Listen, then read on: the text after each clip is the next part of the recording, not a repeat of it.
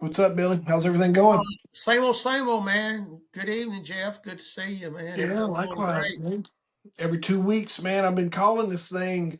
I've been calling this little meeting business leadership and lessons learned. I think it's a fitting title for this for our when we catch up, just based on your background and my background, and um, we definitely have a wealth of knowledge when it comes to the lessons learned part that we like to talk about. Any good news coming from your camp this week?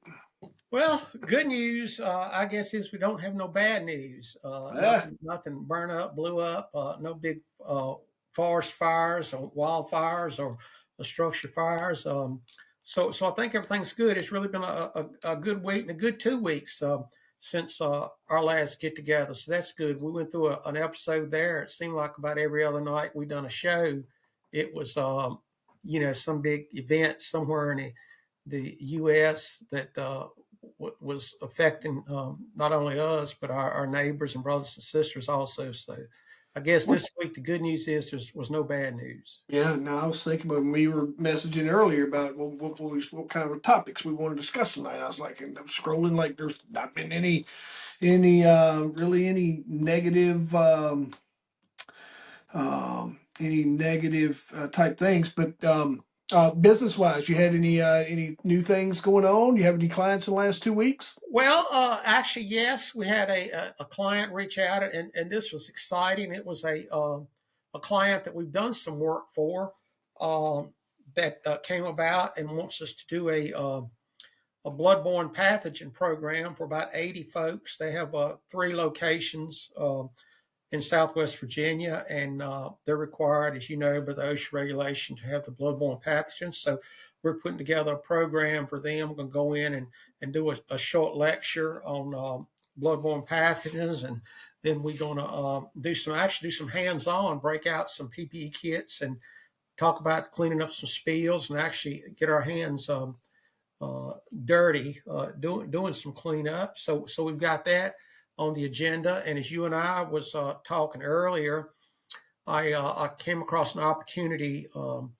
out in Kentucky that was looking for a speaker, and so we submitted a proposal to them about coming out and doing a program on that you and I talk about when a circus comes to town, which is integrating media in with fire EMS, and it can be easily integrated with any business. I know that that's one thing that I'm trying to transpose my background into the private sector, into business, and dealing with the media. Whether if you've got an event that draws. I don't want to necessarily say national, but it could be national because the one I've got in this program was actually international.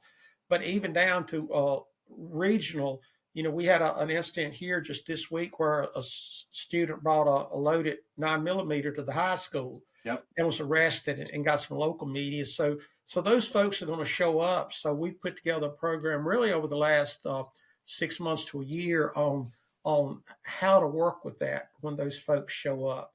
When you look at the thing to point out of that when we talk about private sector, there is private sector is not immune to negative media, right? Negative press, and they're only they could attract that just through whatever choices, bad decisions, all the things. But there's a positive side.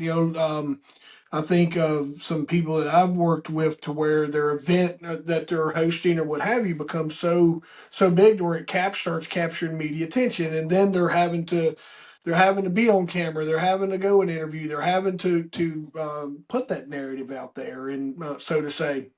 And you have, when you're, like we talked about in one of our first episodes, the lady with the FBI, you have one opportunity when that mic comes up in that hot button time to be able to convey your message, and just being a little prepared to be able to do that. So you have business owners are going to be faced with probably more positives. It's really good for them because that's something. Case in point was the first interview I had done in years. You remember, I did undercover work. I was cloak and dagger. We worked behind the scenes in a lot of stuff in plain clothes. And I remember the first on camera interview I did years later, you're talking probably 12 to 13 years later. And when the lady turned the camera on, I was like, oh crap, I'm on camera. That was a Ricky Bobby moment. I was like, what am I doing here? So so you bring out some really good points on the private sector, but man, what you got to work with that day, and I've told you this, and you were we've also pointed this out. We're quick to brush over those really what I think is a very critical moment, part of your life, your career, and the impact that not only it had on you, but what you can do to be able to use that for other teaching points, other agencies, lessons learned, right? Oh, absolutely. And I think you bring a lot of good points up there. And I think the private sector has a lot more opportunity than the public sector does there because we talk about with the private with the public sector, it's most of the time it's going to be a negative event. With the public sector, it may not always be that way. It may be something that's very positive that the media is going to show up. And I will go back to something that's going on in Franklin County today. For those who don't know about Franklin County, it's located in South Central Virginia with a population of about 55,000, but predominantly rural. Well, all week, the New York City Fire Department has been in Franklin County All that. doing some training on wildland fires.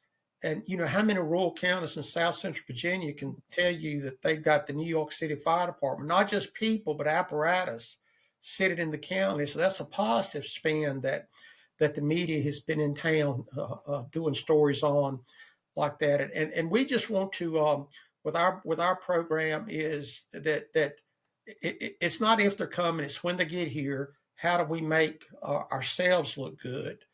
And how do we work to make their job as easy as it can be, considering what the situation is that they're covering? And I think we have some good points to bring out. It's nothing saying that we're smarter than anybody else that's dealt with media, but we have been in the arena Yeah. when the event was going down. It's not something that we watched on a YouTube video or something. We've read it in a paper. We've been there. We've played ball when it was actually happening. So I think that's where we've got some good traction, and I appreciate this avenue to get it out. And so I'm back to answering your question. I'm excited about that opportunity, and it's in like in Kentucky, in a suburb of Cincinnati there. So we're waiting. We should know something tomorrow on whether that comes through or not. Well, So that'll good there, and looking for other opportunities every day. Yeah, and that's something that we both do. And folks, if you can easily connect with us, and we'll make sure you have our links, and because we that's what I do for work. That's what I do for a living, is helping share those stories. And whether I spend a lot of time teaching on business, but I love pausing, talking about some of the experiences I had while I worked in public safety, and then I also enjoy the motivational and inspirational side of kind of that story. And I was thinking the other day, I'm like, you know what? I really haven't walked Billy through that whole journey that I've been telling on other people's podcasts and platforms today. And um, I was thinking that maybe next in Thursday 2 weeks, maybe I can walk you through kind of the cool what was viewed as one of the turning points in my life, and as a negative became absolutely one of the coolest positives, that the way everything kind of wound up. And I call that the puzzle. I'm kind of working on that name, but it's like the puzzle of life, and just how those pieces come together. And sometimes we're assembling these pieces over outside of that square, and you don't realize it until it all starts to come together, and it ends up being in this really cool, purposeful journey. And I know just our proximity to the home county that I grew up at, I kind of left out of there. Didn't I've shared it with a couple of people, and Jeff Robertson had no clue. Like, we know this part. We didn't know the backstory. We didn't know the whole story, and then kind of where I ended up at. So I'm hoping in a couple of weeks I'll be able to bring you up to speed with that as Good well, and deal. then we can keep working on yours. I was going to tell you on the business front, because this is that 5 year anniversary of what the thing that just the business side I wanted to touch on. I pulled up some news from 5 years ago this week, just to keep everything top of mind along the conversation that we've been talking about. Um, this was the week when March 30th, when the governor, Northam at the time, issued that first stay at home order, Executive Order 55, directing residents to remain at their homes except for essential activities like getting food, medical care, or going to work if they were in essential industries. And if you notice, my highlight of essential always kind of digs at me when it comes into that. And then came shortly after he had ordered the closure of all non-essential businesses on March 23rd, and that was Executive Order 53, shutting down places like restaurants, except for takeout and delivery, gyms and theaters, while also closing schools for the remainder of the academic year. Again, folks, continuity plans are a big deal, and that business interruption, it's easy for me to kind of plan out for a fire. It's easy for me to plan out for when the lights go out. I've worked with internet outages, and I have a plan for a plan. I've always done that.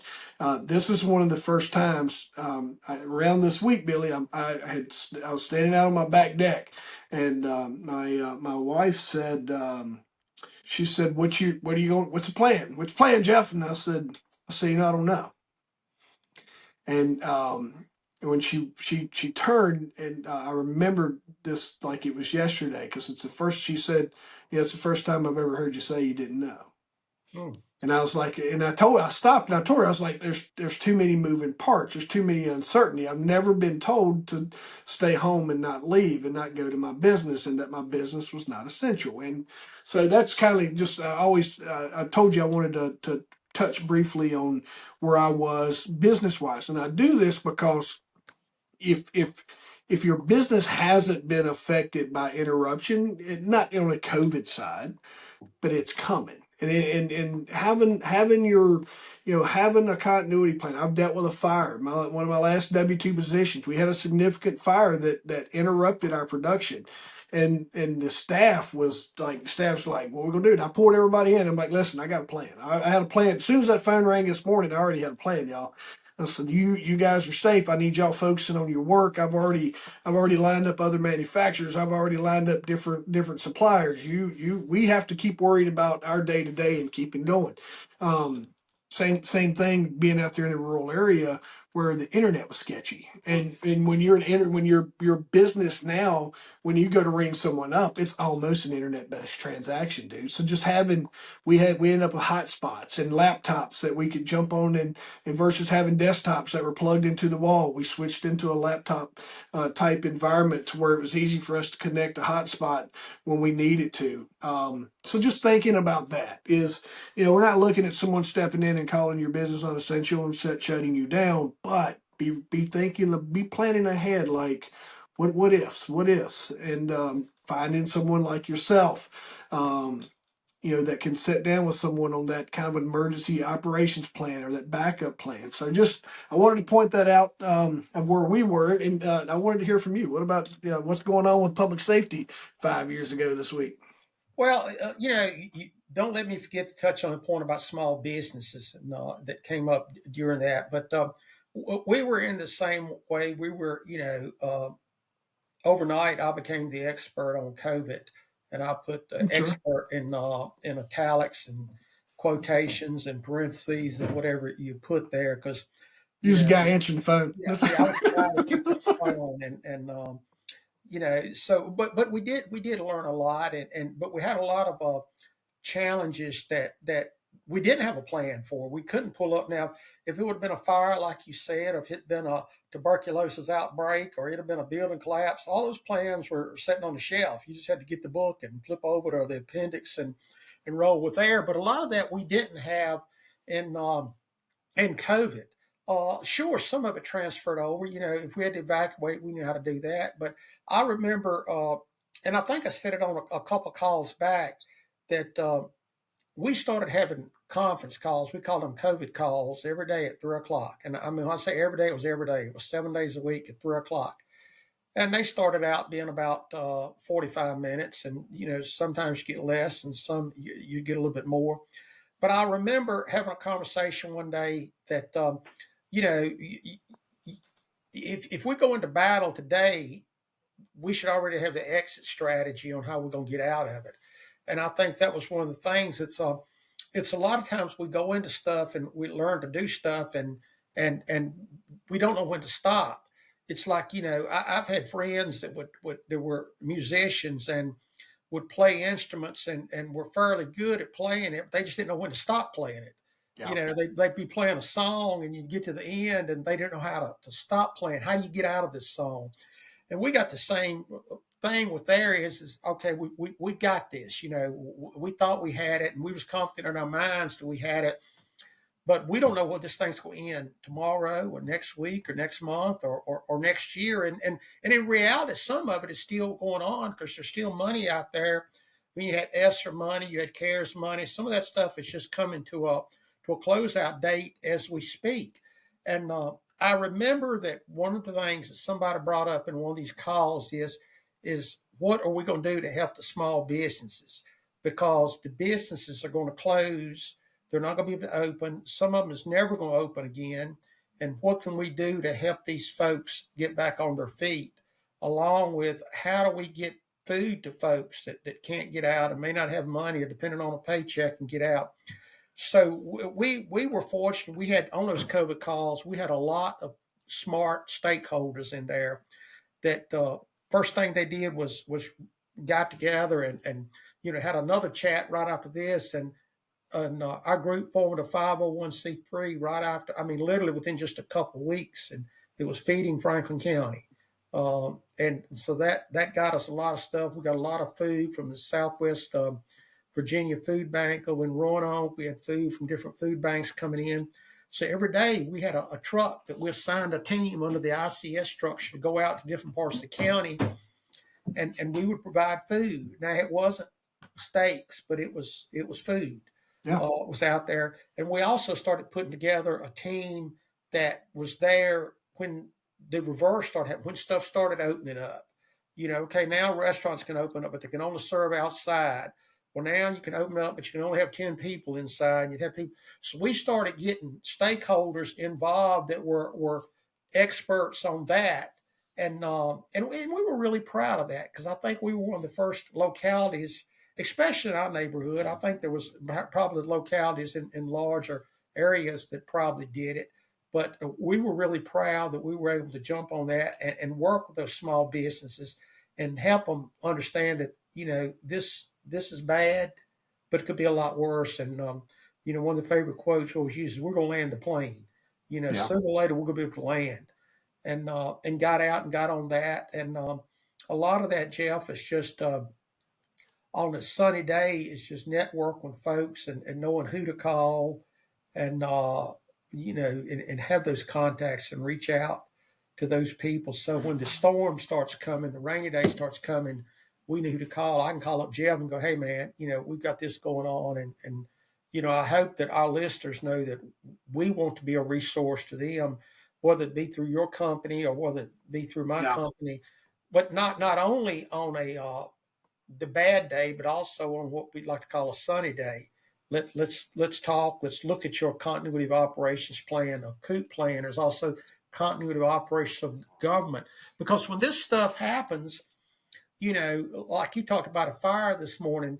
Well, let's just say that fire was in a government facility. You got 100,000 citizens in Roanoke City that their day really wasn't affected. When they want to pay their taxes, they expect you to be open. When they want to come in and get a building permit, they expect you to be open. We don't care about your fire, just be open. Those day-to-day events keep spinning. And, where do you go when the dispatch center is now off limits? I think Covington's going through some of that stuff now with their school system and having odors and, like that. The parents still want to send those kids to school. Well, how do we fix that problem? And we don't want to get caught with our pants down. We want to have that plan. And sometimes redundancy is not enough. Sometimes we've got to have 2 and 3 redundancies. I know in Franklin County, and I can speak for with our emergency communication system, we have 3 redundancies built into that. One can go down, okay, nobody ever knows it, and we flip to this, and you had to have 3 catastrophic failures before our emergency communication system didn't work. Could it But, happen? Billy, let me tell you, and here's why, folks. I'm lessons learned. Jeff, the 911 dispatcher, was sitting there one night, and I heard this just reoccurring alarm that we normally didn't hear. And finally, we kind of, it was one of those where you just like you had to look under the thing. You're just trying to find um, and there was a box in the back room, and it was just a connection box, and it was our connection to the whoever the telephone company was at the time, and that alarm was going off because that had been broke. So I went out to grab a phone line. It was dead. All right, and I went out. It was dead, and this is 90. You're I think I have a bag phone by now. I'm bag phone Jeff. You're bag phone Billy, right? Yeah. That's our names.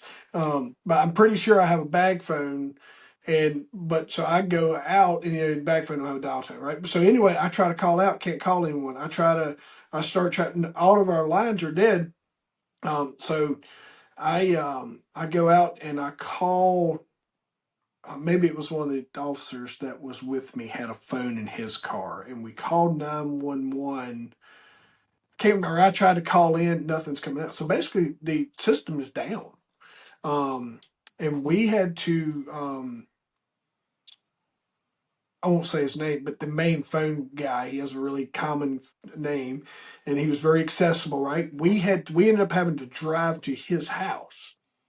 We stopped by the old sheriff. Like I knocked on his door at 3 in the morning and said, "Hey, the phone systems are out in the county," and that happened like back on my watch. And so then after that, we put in all these alternate type plans, and there was some kind of snafu or equipment upgrade or something happened. It was something very, very simple, but I don't think they realized that it had disrupted services back then. So then you not only had that, we built in some systems to protect that, but then we had that truck we could take up on the mountain, and we could run operations from from that old command center thing that we used to have as well. So tons of plans in place. But I wanted to tell you that. I don't know if you remember that, but that was.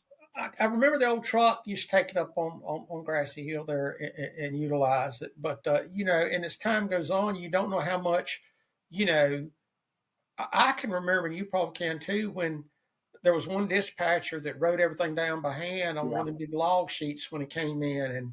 And, really, if the phone line didn't go down, there wasn't a whole lot to go down unless the power went down. Yeah. Well, now as technology advances, there's so much to go there. And like I said, I know now that there's three redundancies that go in there. So you have to have three, and it's not bad redundancy. This is three catastrophic failures, which can happen.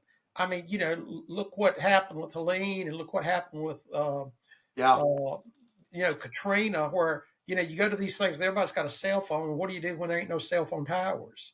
Um, the How other, do you go through there? the other contingency plan was I had a Rolodex full of phone numbers, not a Rolodex full of addresses. That's So right. I had to. So then we started collecting in case this ever happened again. Like we started getting physical addresses for people that if we had to drive send someone to their house to like, hey, there's an issue, we can't call you or whatever. So I remember us collecting, upgrading our data on just what we had on people and that we needed to call during emergency situations as well.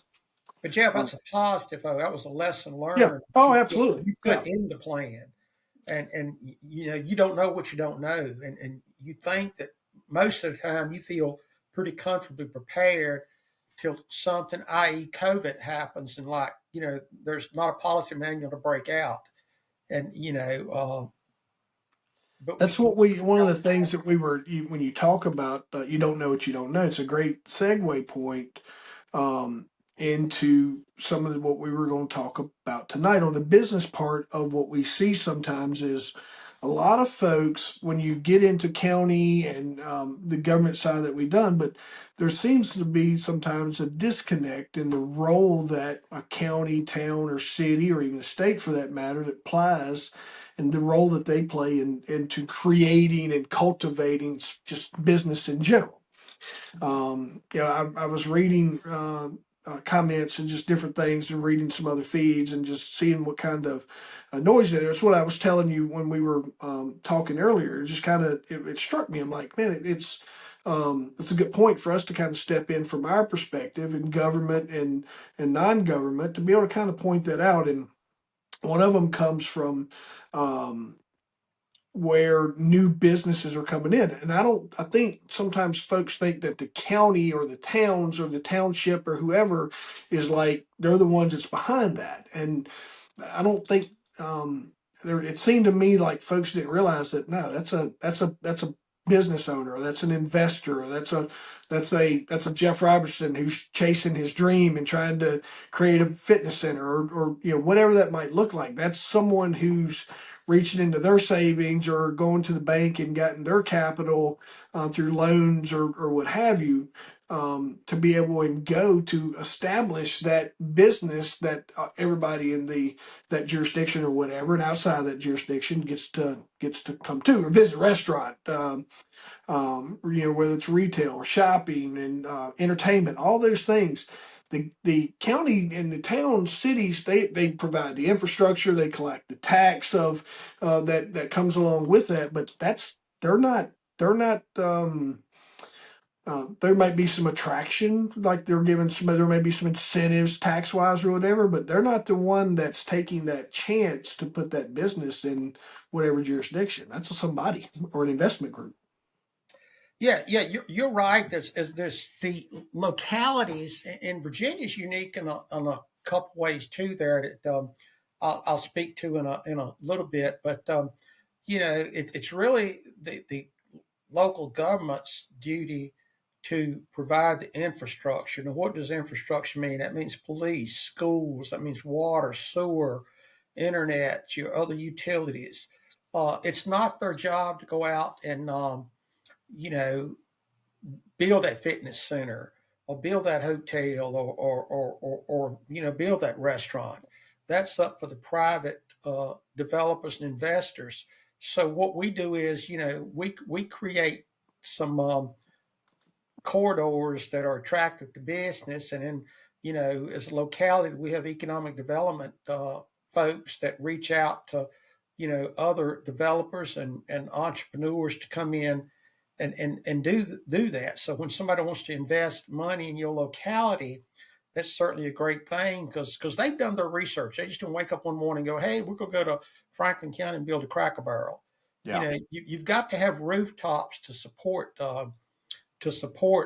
that clientele or that business that's coming in there. And most of the time when you and I learn that Wawa's coming to Salem, Wawa's been working on that for 5 years. Yeah. They've already studied the demographics. They've got a plan what's meeting their demographics, and most time it's an income level you have to have. You have to have so many cars that are passing, this particular point, and they do all that studies. And they have teams that go out and study this stuff. So that's not tax money going into that development. Now let me add on a little bit more too. That kind of I think it kind of ties Virginia's hands a little bit. And there's different kind of governments within states. And Virginia is a Dillon rule state, and that goes back to the 1800s. And what a Dillon rule state is, that it is a state that's set up effectively where that you only have the powers that are granted to you by the General Assembly. So what does that really mean? So let's just say that Roanoke wants to put a new runway at their airport and to attract larger jets. Well, there's only certain ways they can collect money to do that. They can't go to Roanoke City Council and go, "Hey, I got a great idea. Let's tax every pair of Nike tennis shoes that's sold. Let's put a 2-cent tax on it." Can't do that because the state government says that you can't do that. Now, we could put a meals tax on up to a certain point, or we could put in Roanoke City a bag tax on up to a certain point, because the General Assembly says that the local jurisdiction has that authority to do that. And a lot of that stuff, Jeff, is not across the board. I'll give an example on that. There's certain counties in the state of Virginia, Pennsylvania County being one, that can put a tax on their citizens for the explicit reason of building a school. Well, Franklin County can't do that because the General Assembly's not approved it for Franklin County. So what you have to do is go out and have a referendum and let the voters decide. And it has to be a binding referendum. And once that's passed, then you can do that. But again, the General Assembly has to do that. Now, let's take the airport analogy and move it to Charlotte, North Carolina. North Carolina is a home rule state. A home rule state has more flexibility in governance, that they don't rely on the state as much. So Charlotte can come up and say, all right, let's tax every pair of red tennis shoes that show in Charlotte, North Carolina, and we're going to use this money to build another runway. Well, they can do that because they're a home rule state. Now, most states are a combination of all, but Virginia is a true Dillon rule state, and I think that ties our hands in certain things.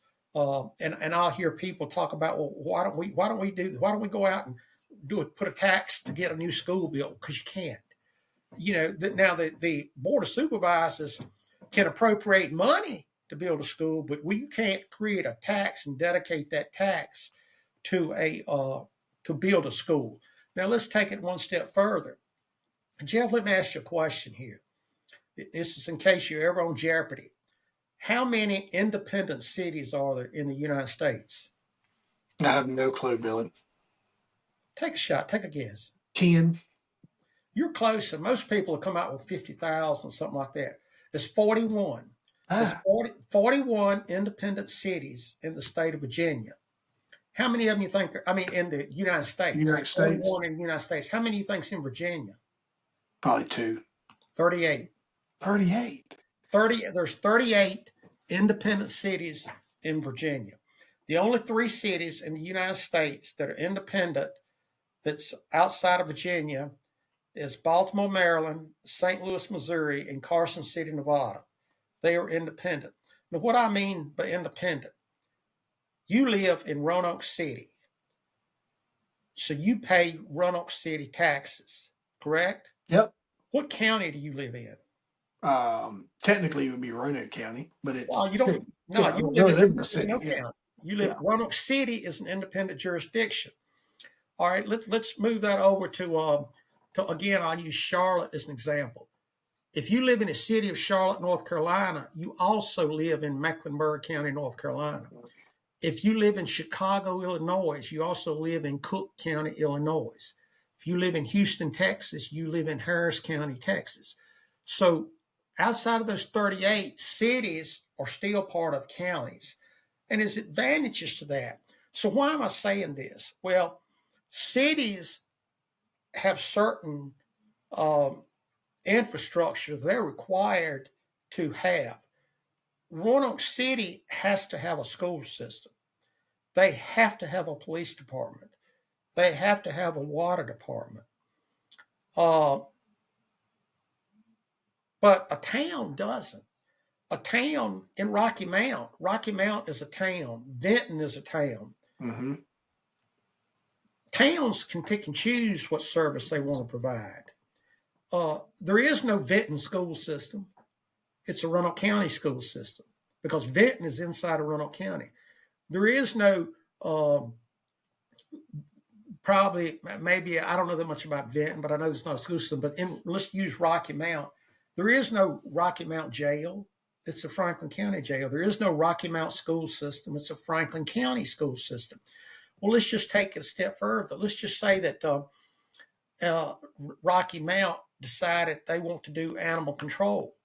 Well, Rocky Mount doesn't have animal control. That's under Franklin County. But Rocky Mount could certainly provide that service, and Franklin County will stop providing that. And where I'm going with this is that a lot of this ties back to tax money. And if you think about it, there's lots of cities that look at reversion. Martinsville's been talking about this for 10 or 15 years. So let's just say Roanoke decided they want to do that. What would Roanoke's advantage?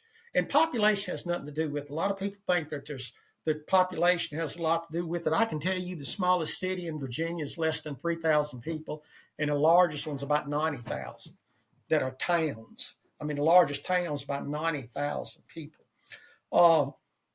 So what would the advantages be? Well, if Roanoke decided they wanted to revert back to a town, and there's a process that has to be, you have to have a referendum, then that referendum has to be approved at a General Assembly.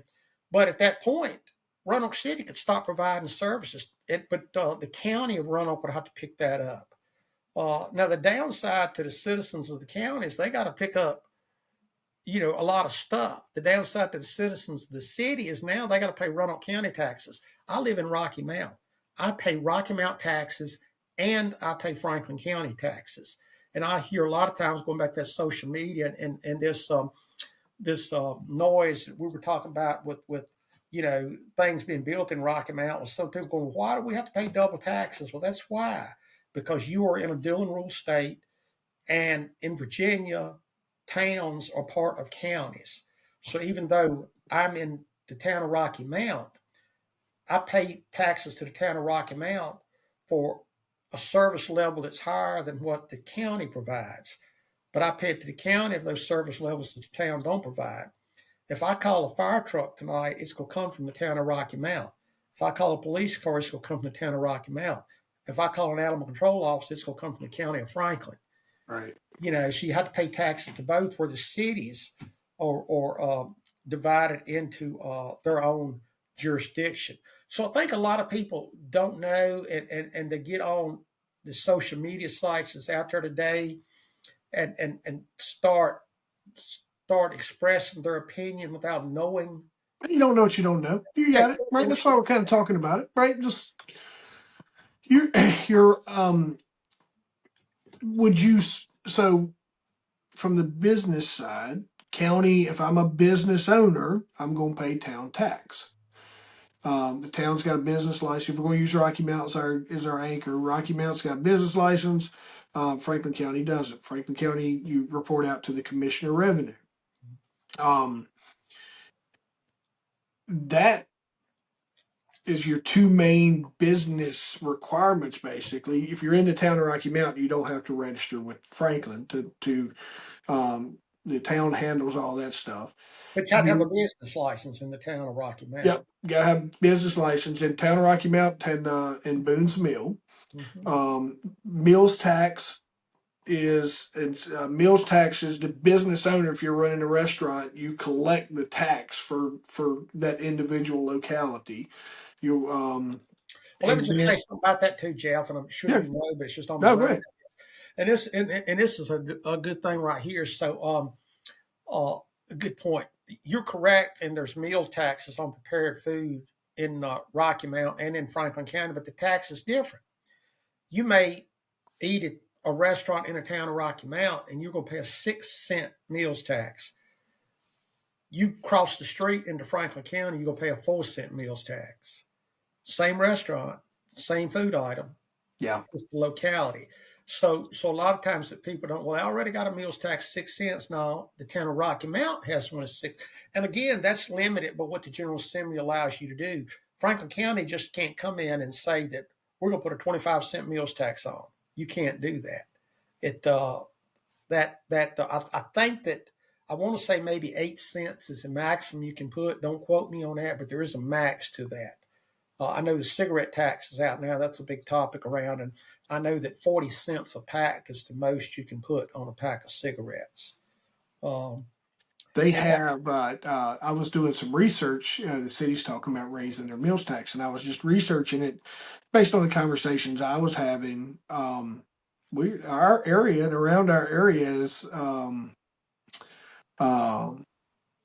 have some of the highest meals tax in the U.S. Roanoke and I think Christiansburg ranks up there pretty high with meals tax. So you have that. So we got the business owner. If you run a restaurant, is responsible for collecting that tax. And then if you're selling retail items, the retail sales tax, the business owners collect those as well. So if you got apparel, whatever that looks like, selling whatever those whatever those retail items are, that the business owner is collecting that and reporting those to the state. Meals tax gets collected and it's reported and paid into the locality. you can still pay it to the localities, but now there's an online portal. Your retail sales tax, you go in, you put in your sales, it calculates the tax, and you remit the money. Very, very simple process. But the business owner is essentially the tax collector for the localities and for the state in that case. And the locality gets back a percentage of that. That tax comes back to the locality. Typically, it's about 2 months behind, and that's why the drive is that to shop local. You always hear that, shop local. Yeah. And I get angry when people. My wife will tell you that I get angry about if I'm not going to go to Roanoke Walmart. Just not going to do it. Yeah. Yeah, I'm gonna go to Rocky Mount Walmart because that's where I pay my taxes at. Then there's things that I have to go to Roanoke to purchase that I don't have the option to purchase it here. But I'm a big proponent of shopping locally because every time I go to Roanoke McDonald's and I pay that Roanoke meals tax, that money went to Roanoke. If I buy it at McDonald's at Rocky Mount, that money went to Rocky Mount. And I just believe in doing that. But you're right on that. As far as spot on, and there's lots of taxes out there that people don't understand. I seen one today on a somebody posted on a Franklin County website, and I'm gonna sound a little ignorant here, but I'm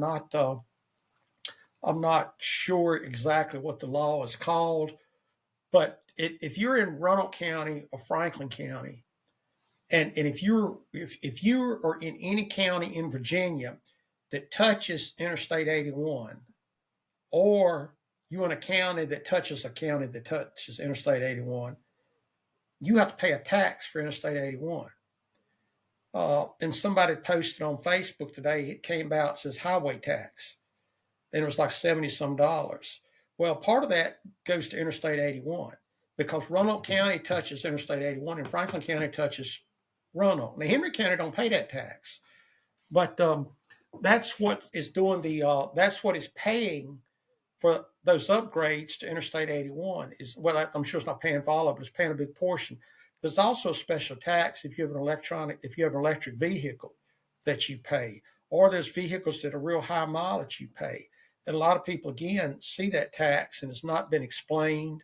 And I think a lot of places do that. I think I can't speak to Roanoke City, Roanoke County, but I can speak to Franklin County. I think Franklin County does a very poor job of explaining what the tax dollar is used for. Yeah.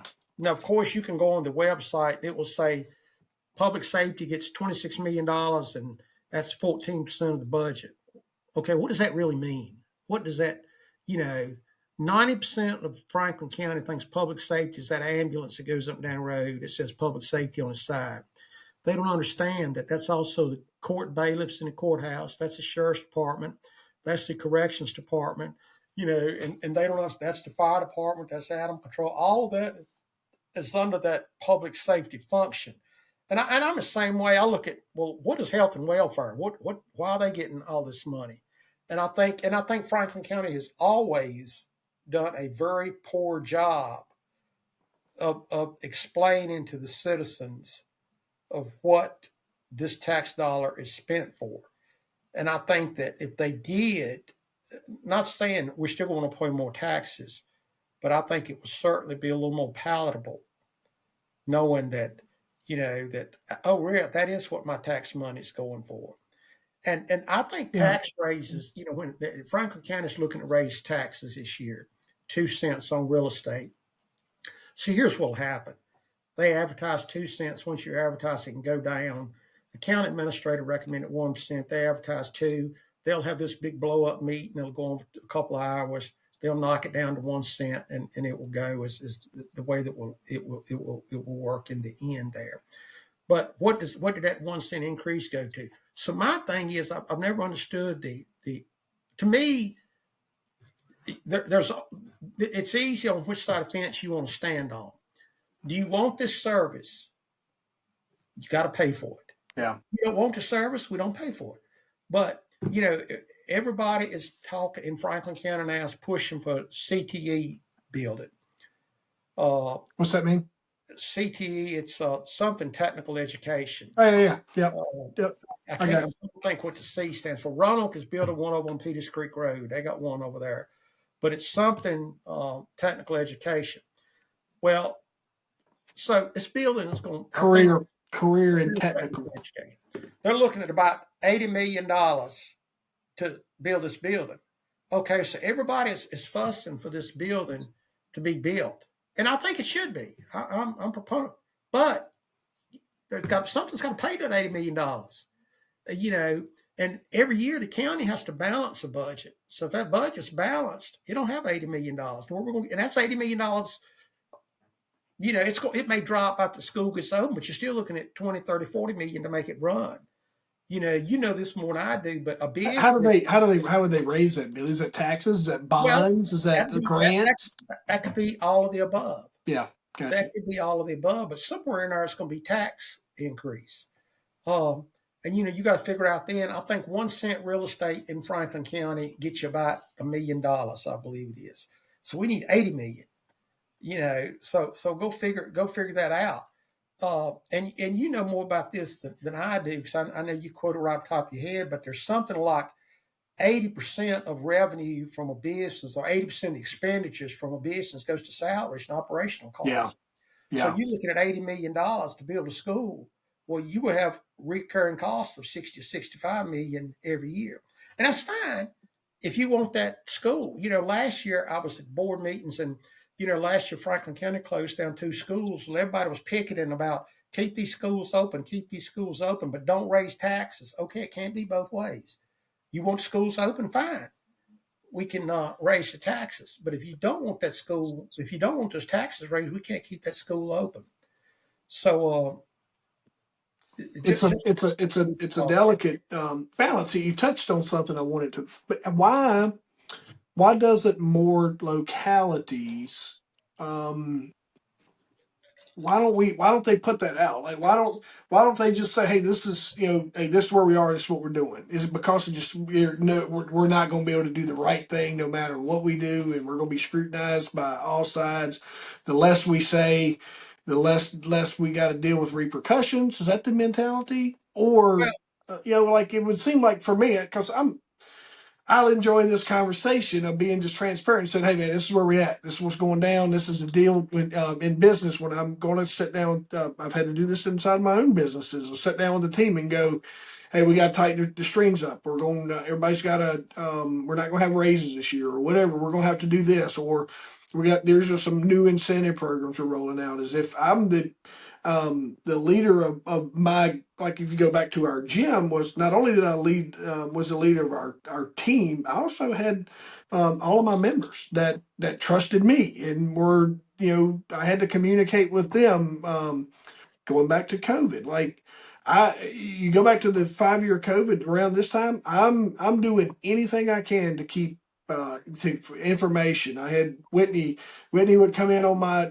Facebook lives and give me medical value of what was going on in the medical world. I would find another subject matter expert to come in and we would do Facebook lives and inside of our membership, and just try to over communicate with everybody that I knew that was being affected. And I try to do that.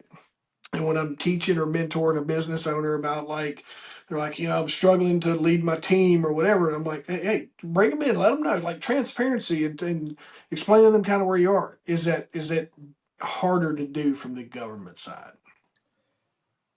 I don't know if it's harder to do. I think that different leaders have different reasons.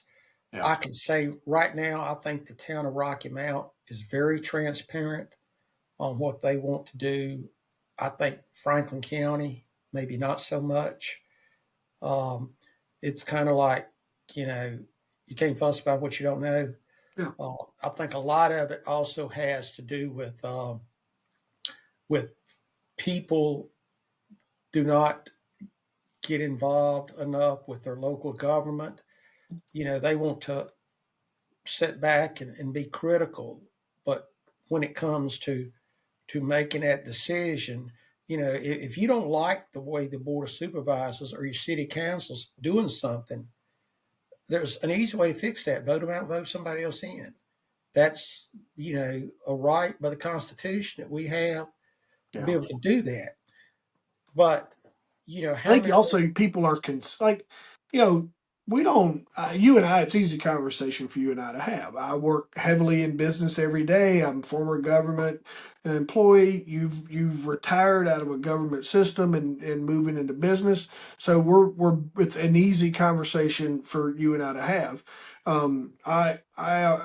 A lot of folks that are out there, they send their kids to school and their interaction with the government is when they have to pay their yearly stuff and they write a check or they get online and they do that and that's it.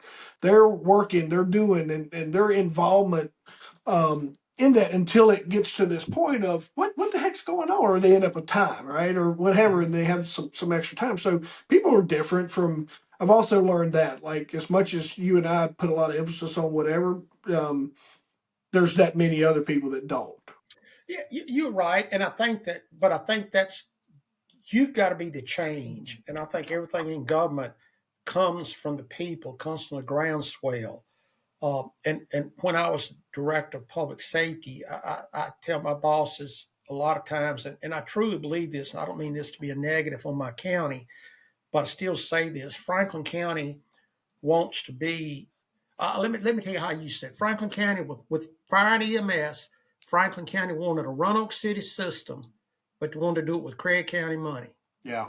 and that can't happen. For We can folks do either that one you are want. outside the area, Craig County, it's a smaller county Yeah, that's but you've adjacent got to to do it with less whatever. people. Yeah. If how many times we've seen people on Facebook go, well, Franklin County has this X positions paying $35,000 a year. Well, Roanoke City, well, I can drive 30 miles up the road and they're making $60,000 a year, which is correct. But Franklin County is paying 43 cents on 100 for real estate. Roanoke City is paying $1.09 on 100, I believe it is. So again, it goes back to priorities. What are you willing to pay for?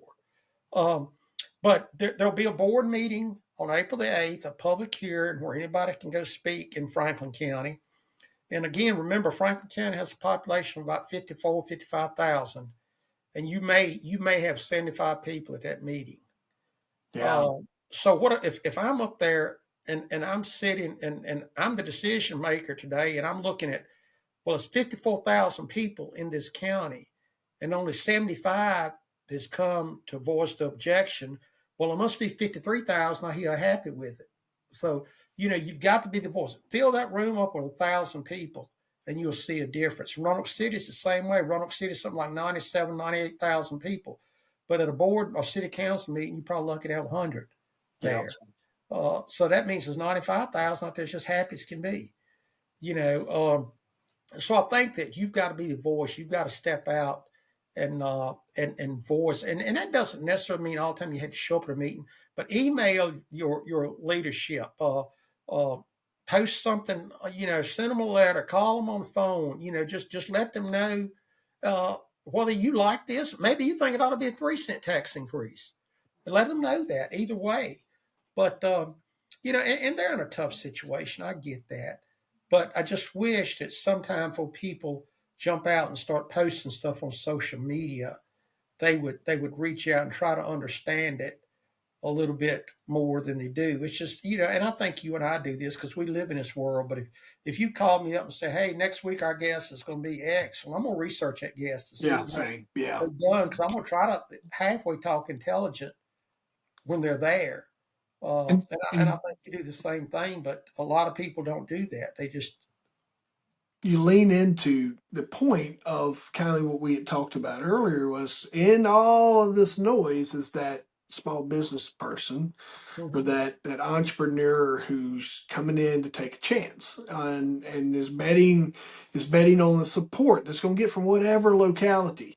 Um, to go back to what we talked about earlier is we've talked about how the role that the county and the towns and the cities plays into business and um, outside of that, if I want to start a business, just we'll use Franklin County as that example. Is I'm going to, especially if it's a brick and mortar business, and I want it to, let's say I want to build. I'm going. The only other steps that we didn't talk about, Billy, is I'm going to have to make sure that what I want to do fits into the planning and zoning model, and that the health department, if it's food service or anything kind of people-ish, especially with consumption, health department's going to have to be at the table with you. But if you're building anything in Franklin, whether it's even if you go to residential, but even on the business side, you're going to have the grace and sign off of planning and zoning, and a lot of times they want to engineer to make sure that everything's vetted there. But that's that side of it. That can be a process. That's when your Wawas and some of your bigger expansions, or someone's coming in. But for an existing location, like if there's an open space in whatever strip mall that may be there, I go to the landlord and say, hey, I'd like to put this business XYZ into your space. And the landlord's going to say, okay, this is what it's going to cost you per month in order to be able to lease this building.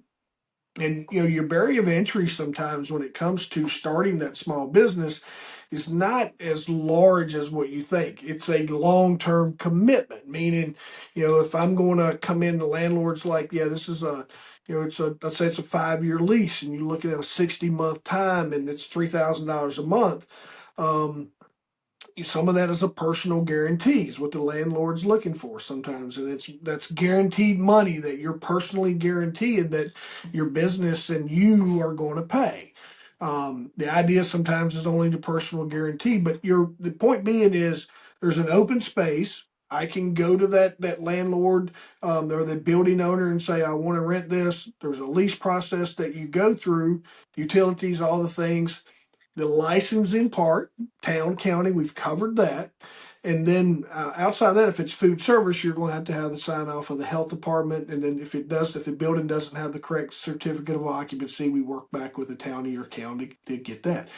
Then a business owner goes to marketing plan. Then we're phasing into a marketing plan of grand opening or soft openings, and just trying to generate as much noise about that business being open. You'll see people joining the chambers at that point and different things in the county and different places, depending on the jurisdiction. Sometimes they'll try to do ribbon cuttings and just making sure that that jurisdiction and the world knows, because we use Roanoke, we use Franklin because that's our areas. All of those are as much there's I don't know of any county now that is not a tourist county. Is when you get into agritourism, when you get into your rivers, your lakes, all the stuff that we have in all of our surrounding jurisdictions, about every county is able to benefit, and the people is able to benefit from tourist traffic that's coming in as well. So trying to create as much noise about this business open, that's a business owner. That's them taking that chance and to create that opportunity to put their kind of their livelihood into the citizens of whatever area, the folks that are traveling through, to find that success. And that's what I had told you earlier. I'm like, man, it just seems like sometimes folks don't realize that's a that's a that's your neighbor. That's somebody. And if you don't know them, that's maybe somebody that's come in from outside the area that saw the potential in this space that want to make that work. That's not the county. That's not the town. That's somebody who if you like their business, that really needs your support.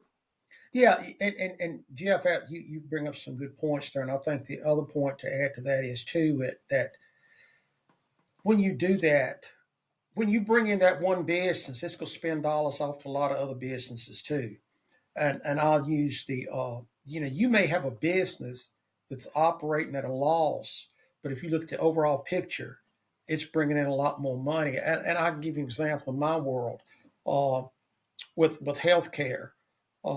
Carilion Clinic has 3 helicopters. Well, all 3 of those helicopters operate every year at a loss, and they know they're going to operate at a loss, but they're going to make that loss up on the medical care inside that medical facility. The Harvester Performance Center here, if you pull out just the Harvester and you look at the money that's spent out and coming in, it operates at a loss.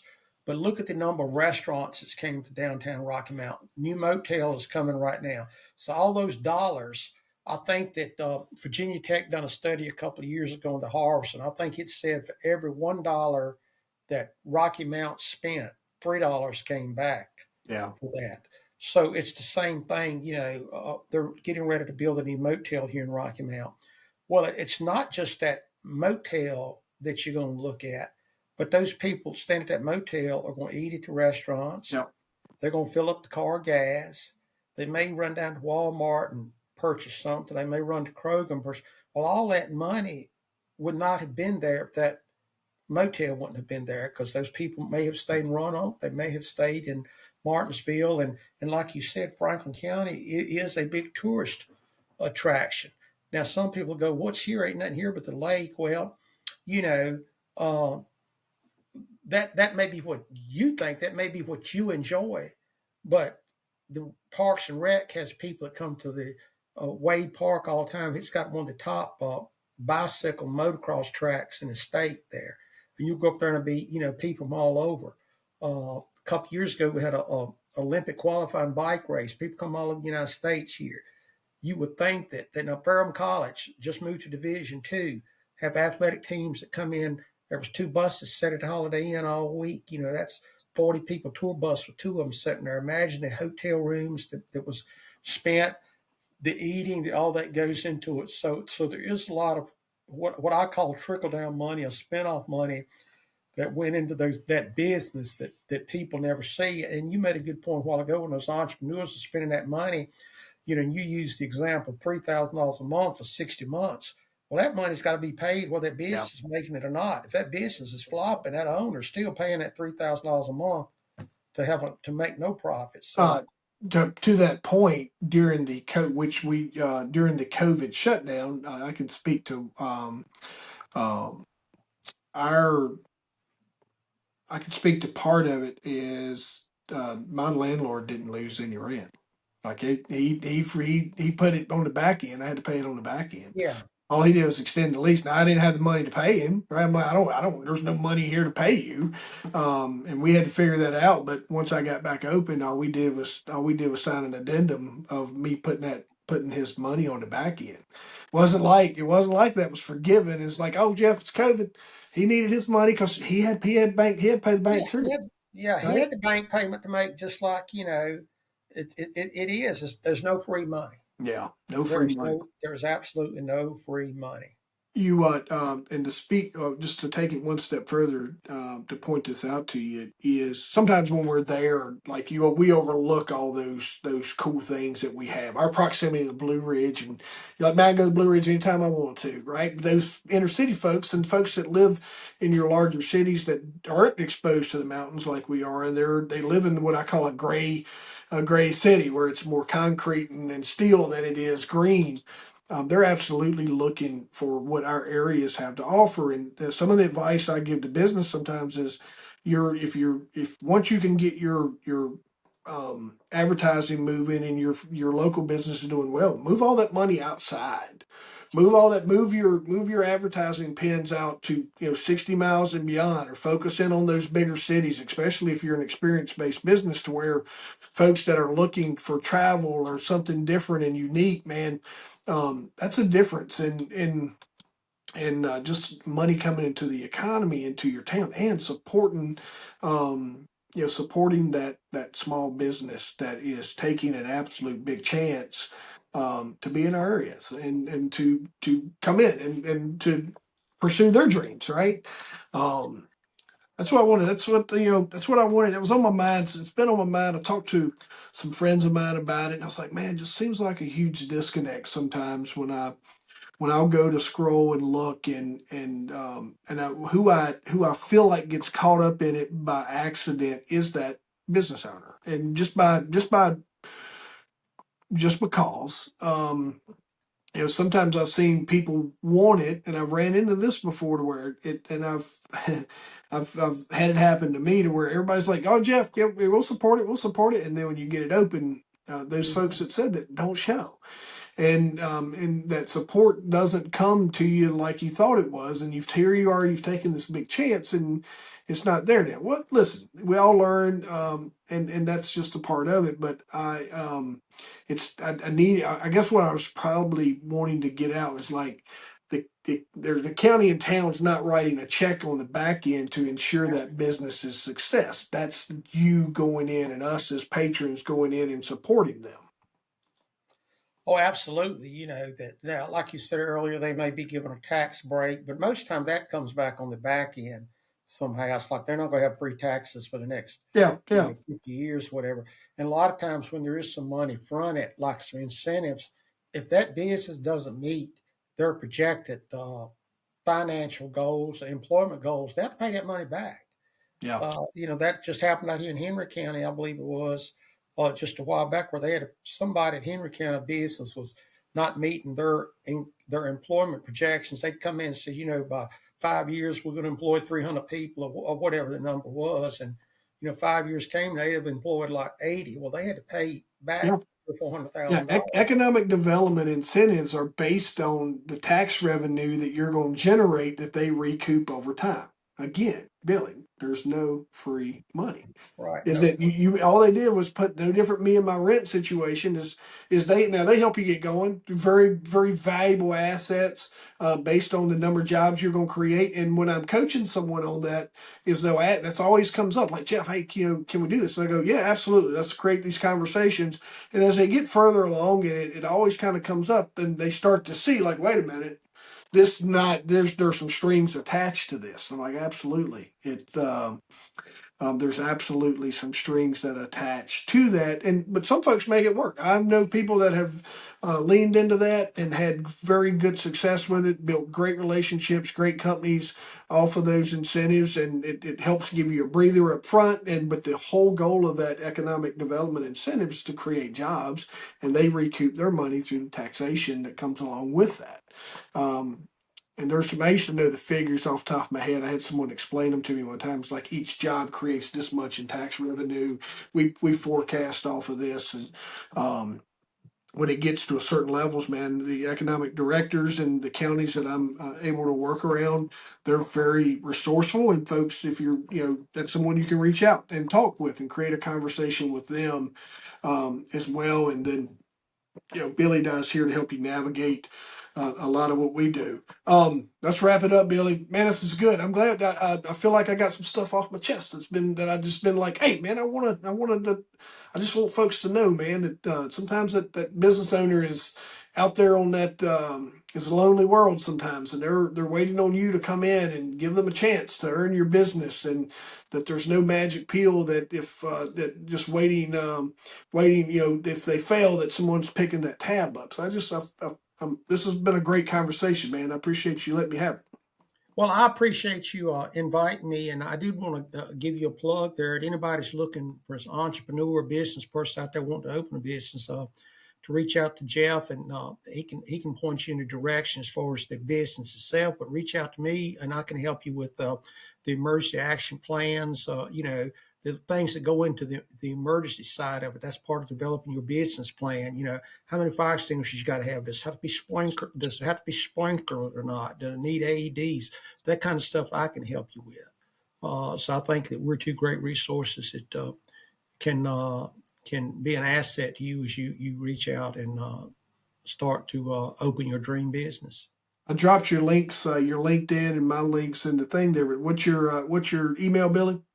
Email wferguson62 at gmail.com, or Jeff's favorite, william.ferguson at fergusonsafetysolutions.com. So give me a shout, give me an email. Billy's got 2 business cards he puts it on. I'm just messing with you, man. No, it really says continued on back. Man, we've been giving each other a hard time for years, and I value your opinion, your conversation. I'm glad we get to do this every couple weeks, and hopefully, folks, if you got some value out of this, and you're like, holy crap, I didn't realize that. Make sure you share it with your friends. We just wanted to. Our goal is always to try to leave you all better than maybe we found you, and just give you some insight on business leadership and some lessons that we've learned along the way. So thank you for being with me tonight, brother. Sounds good. Thank you, Jeff. Have a good one.